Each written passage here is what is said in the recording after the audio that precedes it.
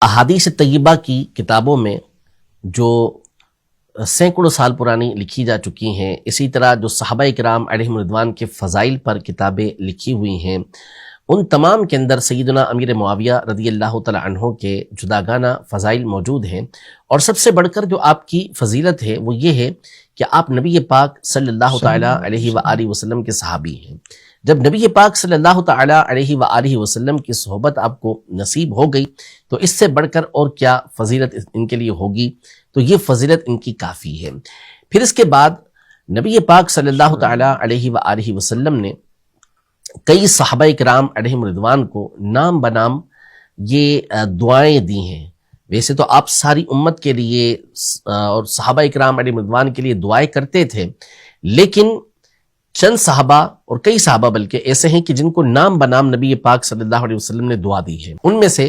سیدنا امیر معاویہ رضی اللہ تعالی عنہ کی ذات بھی ہے۔ جامع ترمذی کے اندر بسند صحیح بسند حسن یہ حدیث پاک مروی ہے کہ نبی پاک صلی اللہ تعالی علیہ وآلہ وسلم نے اللہ کی بارگاہ میں عرض کی کہ اللہم اجعلہ ہادیا مہدیا، اے اللہ ان کو یعنی امیر معاویہ کو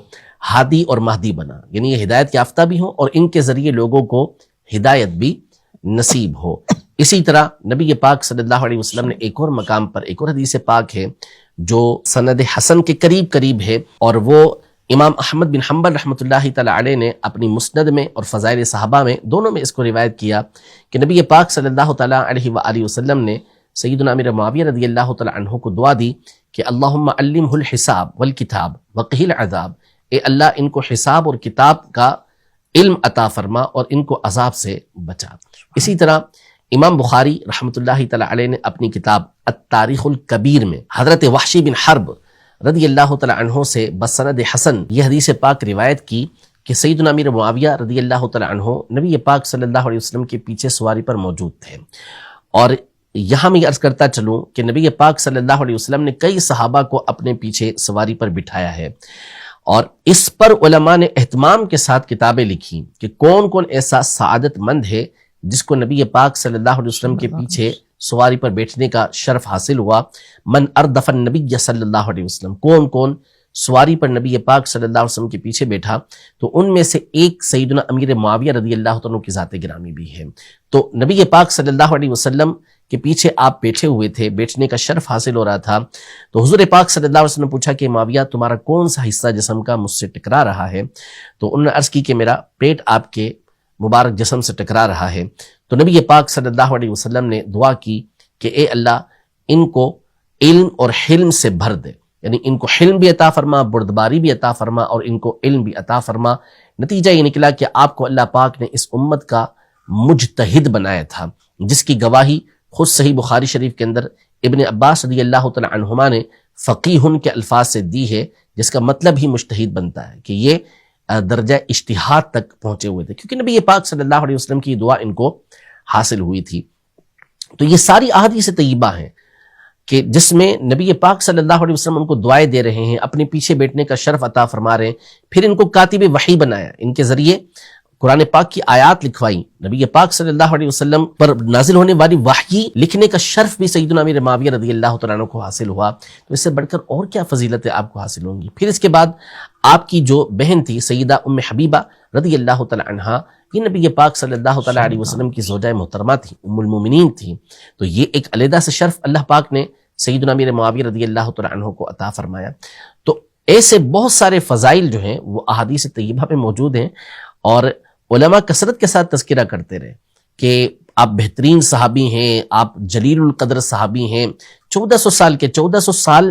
میں اگر آپ ہر صدی کے اندر یہ لسٹ نکالنا شروع کریں گے تو ہر صدی کے اندر آپ کو علماء کا بہترین انداز میں تذکرہ مل جائے گا۔ ہاں، جامع ترمذی کے اندر یہ ضرور ہے کہ حضرت امیر معاویہ کا ذکر نہ کرو، یہ صحابی رضی اللہ عنہ کا قول ہے، ذکر نہ کرو مگر خیر کے ساتھ۔ سبحان اللہ۔ تو ذکر جو کرنا ہے وہ خیر کے ساتھ کرنا ہے، شر کے ساتھ نہیں کرنا۔ اس کا مطلب یہ نہیں کہ سرے سے ذکر نہیں کرنا، ذکر خیر تو آپ کا، ذکر مبارک تو آپ کا ہمیشہ سے ہوتا رہا ہے اور ہو رہا ہے۔ اور یہ رہا کہنا کہ نعوذ باللہ یہ بغض اہل بیت کا نتیجہ ہے، تو یہ ایک صریح بہتان ہے، اس کے علاوہ کوئی اور اس کا نام نہیں دیا جا سکتا۔ اہل بیت اطہار کی شان بحمد اللہ تعالی اہل سنت اس سے بڑھ کر بیان کرتے ہیں، اور جو ان کے ایام ہوتے ہیں ان میں خوب جوش و خروش کے ساتھ اہل بیت اطہار کا ذکر ہوتا ہے. سیدنا علی رضی اللہ تعالی عنہ کا جب دن آتا ہے 21 رمضان، اس میں اس دن کو منایا جاتا ہے. حضرت سیدہ فاطمہ زہرا رضی اللہ تعالی عنہ کا 3 رمضان کو دن آتا ہے تو اس میں آپ کا ذکر مبارک کیا جاتا ہے. 10 رمضان کو سیدہ خدیجۃ الکبریٰ رضی اللہ تعالی عنہ کا دن آتا ہے تو اس میں ان کا ذکر مبارک کیا جاتا ہے. سیدنا امام حسین رضی اللہ تعالی عنہ کا تو 10 دن تک ہمارے یہاں مسلسل یہ سلسلہ چلتا رہتا ہے. امام حسن مجتبی رضی اللہ تعالی عنہ کا تذکرہ ہوتا ہے. ابھی پچھلے دنوں امام سیدنا جعفر صادق رحمۃ اللہ تعالی علیہ کے عرس کو منایا گیا. تو یہ ایک بہتان کے علاوہ اور کچھ نہیں ہے. الحمدللہ اہل سنت کا جو طریقہ کار ہے وہ یہ ہے کہ وہ اہل بیت اطہار سے بھی محبت کرتے ہیں اور صحابہ کرام علیہم رضوان سے بھی محبت کرتے ہیں. ہم اس طرز پر نہیں ہیں کہ اہل بیت اطہار کی محبت کا سہارا لے کر نعوذ باللہ صحابہ کرام علیہم رضوان یا صحابہ میں سے کسی ایک کی توہین کریں. ہرگز ایسا نہیں ہے. آج کل ایک وتیرہ یہ چلا ہوا ہے بالخصوص اہل بیت اطہار رضی اللہ تعالی عنہم، جن کے قدموں کی خاک پر ہماری آنے والی نسلیں بھی قربان ہو، ان کے ذکر خیر کو لے کر ایک تو صحابہ کرام علیہم رضوان پر طعن کرنا، یہ تو پرانا طریقہ کار رہا ہے. اب بعض لوگوں کا ایک اور وتیرہ بن چکا ہے کہ وہ اہل بیت اطہار کا ذکر خیر کرتے ہیں، ذکر مبارک کرتے ہیں، تو ان کا زور زیادہ تر اس پر ہوتا ہے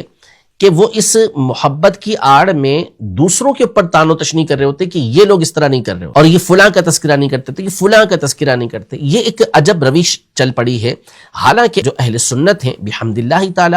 ہر صحابی کا، ہر نبی پاک صلی اللہ علیہ وسلم سے تعلق رکھنے والی ذات کا نہ صرف احترام کرتے ہیں بلکہ ان کا ذکر مبارک بھی کرتے رہتے ہیں. جہاں موقع آتا ہے الحمدللہ اس کا ذکر کیا جاتا ہے. اب رہا جہاں تک معاملہ سیدنا امیر معاویہ رضی اللہ تعالی عنہ کے عرس منانے کے حوالے سے اور اس طرح ذکر مبارک کرنے کے حوالے سے کہ زیادہ کیا جا رہا ہے آج کے دور میں، تو اس کی حکمت ہر انصاف پسند کے اوپر واضح ہیں کہ جب کوئی ایسا معاملہ ہوتا ہے کہ سامنے سے ایسے افراد ہوتے ہیں کہ جو کسی معتمد اور مقدس ہستی کے حوالے سے اس طرح کی گفتگو کرتے ہیں، تو اب عقل کا تقاضا ہوتا ہے کہ ان کا ذکر زیادہ کیا جائے گا تاکہ لوگوں کے دلوں کے اندر جو ان کے حوالے سے تشویش پیدا کی جا رہی ہے، ان کے حوالے سے بری باتیں کی جا رہی ہیں، وہ ان کے دل سے دور کی جا سکے، ان کی عظمت ان کے دلوں کے اندر پیدا کی جا سکے. اور یہ ہمیشہ سے ہوتا ہوا آیا. پہلے کہ اگر آپ کتابیں پڑھتے جائیں تو اس میں آپ کو عام طور پر علم غیب کے حوالے سے بہت زیادہ گفتگو نہیں ملے گی. آپ کو ندا یا رسول اللہ کے اوپر اتنی زیادہ گفتگو نہیں ملے گی، اس لیے کہ اس زمانے کے لوگ اس کے مخالف تھے ہی نہیں، وہ سارے ان باتوں کو ماننے والے تھے. بعد میں جب ایسا وقت آیا کہ کچھ افراد نے ان مسائل کو اٹھانا شروع کیا اور انہوں نے ان پر اعتراض شروع کیے تو پھر علماء نے اس کے اوپر بہت ساری کتابیں لکھی، بہت سارے